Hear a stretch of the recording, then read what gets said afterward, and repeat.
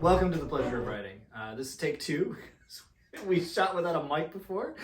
We are getting started on our YouTube channel, and we wanted to invite you into the store to share with you all of the accoutrements and accessories that we have and bring to the writing experience. Exactly. And we thought we'd start with the defining characteristic of a fountain pen, which is the nib. I'm Will. I'm Max. And we are at The Pleasure of Writing in Carmel by the Sea, and we hope you can stop in the store, but on the off chance that you can't, here we are on YouTube. Exactly. We're hoping to kind of invite you in digitally, as it were. So if you're far away, you can still check out the amazing stuff that we have in here and see what we have to offer. Be a part of our lives. Come in. Sit down for a spell. I'm sitting for a spell. So we thought we'd start with the nib of a fountain pen. Which is basically the business end of it. It's the utility end of a fountain pen. They come in various materials and alloys. The most common of which I think are stainless steel and gold. And I'm holding in my hand right now a matte black Lamy Safari with a stainless steel nib. I believe that's a medium. It's one of the pens you can use when you stop in our store to test. So. You can't use them all.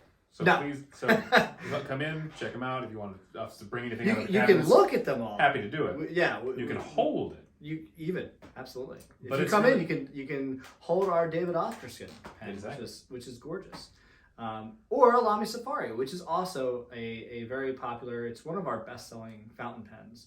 Mm-hmm. There's a joke that a fountain pen is a tightly controlled leak of ink. And basically the nib is what guides your mark along a page. And I think so when you open a pen, a fountain pen, you get the ink source, goes through the feed and down through the nib. Which could be any number of things. But for the sake of discussion, really all that a fountain pen is an ink source that is fed through a nib onto a writing surface. Correct. Stainless steel, you're going to find, is a durable metal. Steel's pretty hard. Steel hard. Yeah. Which makes it durable, which makes it strong. Hard things are durable.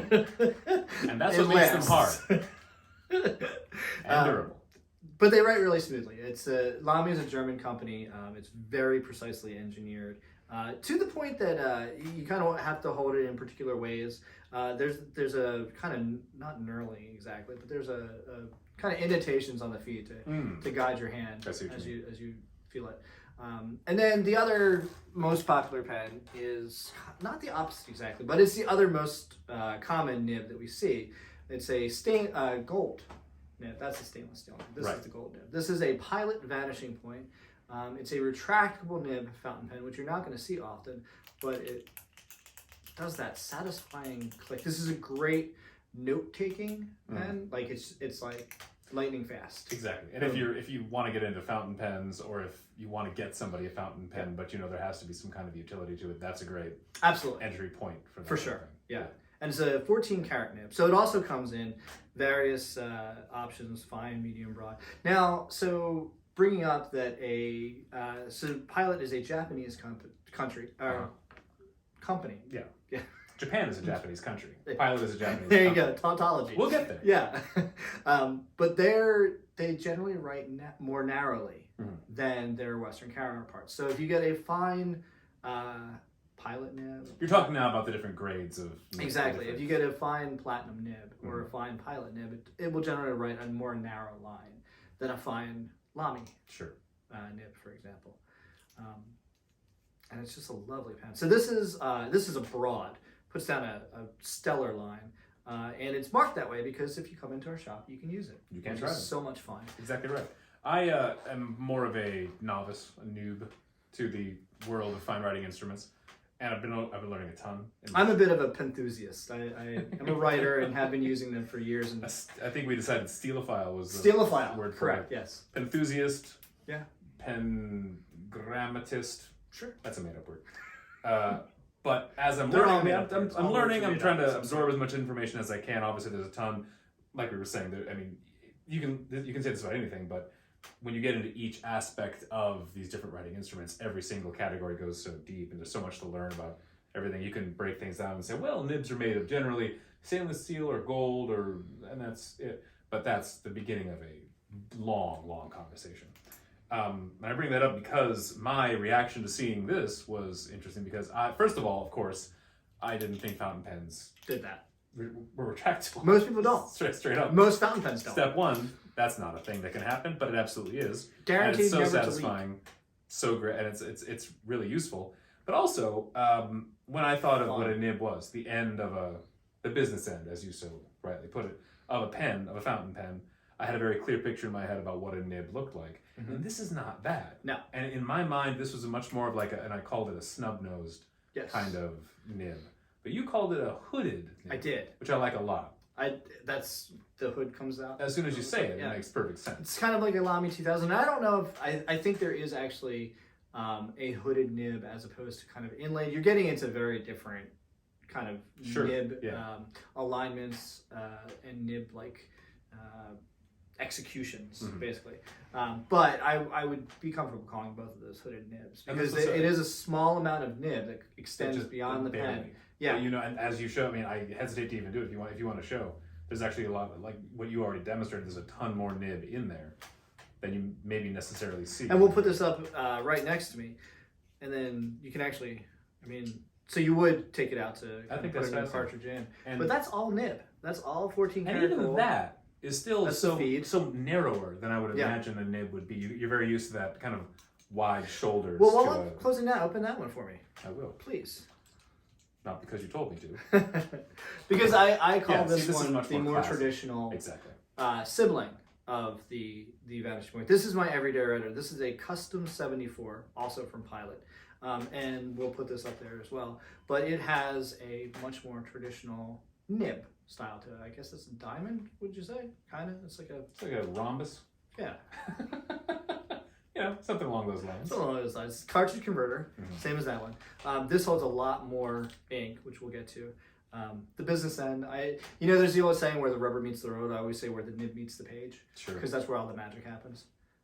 And together at once. Boom, look at that. Well done. Waha. So that is a Pilot. So that is a more traditional style fountain pen. Yeah. And again, we're getting into the idea of different widths, different line variations, those kinds of things. Would you say, and forgive me, again, the novice in me, but would you say nib, the grind is a term sometimes? Like nib grinding, I've heard. People. Well, so that's the process of that's making. A very good question because there's grinding that the companies do in-house, but you can also get a specialty grind on a nib. So we brought this out. This nice leading there. Yeah. So it's almost like I played it. Really, almost. I swear I did. Grab your Esterbrook. Hat out. So this is the Esterbrook, another traditional fountain pen. The Esty. And they were a thing for a very long time, for Old decades. company, long time ago. One of the defunct for a little bit, Sure. and then revived in the past, I'd say half a decade. Yeah, definitely. Brought back and are really doing well. Like the quality of it feels nice in the hand, and they're doing some really. What you hear is that when it first was revived, maybe some people were kind of a little unsure about whether this was worth it, but since then they've really proven themselves, is what I hear. Very much Not to get so. too far off nibs, but I have heard that, and it is Well, it's my pen, so we're going to talk about it. Sometimes when you start out, you have some like kinks to work out. Sure. Like when you start a YouTube channel, like there are a couple things. I don't know what you mean. Your mic doesn't work the first I video. don't I don't know. Who knows? I don't But what I think is really, and I applaud Esterbrook for this, is that they're working with artisan nib grinders to introduce their own a more scalable operation to the nib. So you can come in and get an SD in a medium and say, I'd like to also get a fine nib, broad nib that I'll interchange. But you can also get, this is called a scribe nib. I actually have a Dreamer with a scribe nib, and a scribe nib writes a narrower line vertically Right. and a wider line horizontally. Which would be the opposite of what we have here. This is a platinum carnelian with a music nib, and we'll put that up here as well. And a music nib, yes, does exactly the opposite. They actually notate music with pens like this, and it writes a very narrow line horizontally, and then longer, and then I like love that. clefs. And it actually, if I'm not mistaken, the music nib actually has 2 channels on it. Yeah, That's interesting. so it's kind of a 3-tine, I think they consider Right.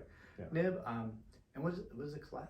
Is that the music thing? Yeah, Notes. exactly. Yeah, stuff like so that. for So writing the. exactly. So you get the little flag. Or I imagine I haven't done any research into this, but I imagine back then when you look at older music notation, the notes are lines, and then rather than a circle, it's actually just like a little square sometimes. Yes. So I imagine that maybe in terms, if you're writing quickly, and you need, I mean, that's kind of the name of the game with a lot of this technology, is that back in the day when it wasn't the easiest stuff to work with, but you needed to flow and write quickly, being able to not have to sit there and just make a circle and then fill in the circle. Sure. Just being able to make a little notation and move on. That's what these things were invented for. Yeah. Well, and I think you bring up a great point, because I mean, so going back to Platinum, these are brands that have been around for 100 years. Sure. And the people who founded it, I don't know that they would recognize it, but they would, because it's always a fountain pen. It's always a nib. It's always putting a mark on paper. And I also note that the music grinds, the scribe nibs, stuff like that, we get a lot of questions about flexible nibs. And to be honest, a flexible nib, in my opinion, personally, is not as utilitarian for writing, because when you're writing, it's a long session sometimes, or even journaling. You want a pretty consistent effect, right? You don't want your nib flexing too much. So when you're thinking about a flexible nib, is that more of like a calligraphy kind of thing? Maybe it's more of an art application? I think so, yes. And I'll also note that a calligraphy ink, and we'll get there, is in another video or something, but is very different from fountain pen ink. Right. So you wouldn't use the two interchangeably. You wouldn't use calligraphy ink in a fountain pen. You could once. And then... Once. And then you're done. Yeah. That pen's done. But I do think that when you're looking at line variation, like that, I think that's why people want flexible nibs, is because they want the line variation. But it's also very, not finicky, but avaricious. Like, it's kind of difficult to control the flex, because it's not a consistent thing. It's not going to do it for you necessarily. Exactly. If you get a music nib, you're going to get that line, a consistent line variation. You know exactly how it's going to write. So that's what it was designed for. Exactly. That's why it exists. Yeah.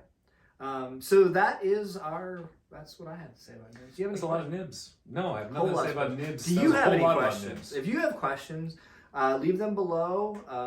Right? It's below, or is there a subscribe you button? can leave comments below. Yeah, whatever you need. We'll put up some contact information for you. You can visit us at thepleasureofwriting.com. You can follow us on Instagram at instagram.com/thepleasureofwriting. You should follow us on Instagram. We post pretty much daily, and we always have new releases on our website.